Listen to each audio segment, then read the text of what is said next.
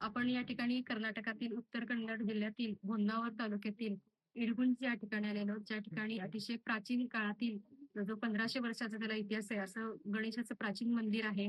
अतिशय सुंदर मूर्ती आहे. त्याचं वैशिष्ट्य असं की द्विभुज आहे. हे दोन हात आहेत. त्याला एका हातात कमळ आणि एका हातात मोदक आहे.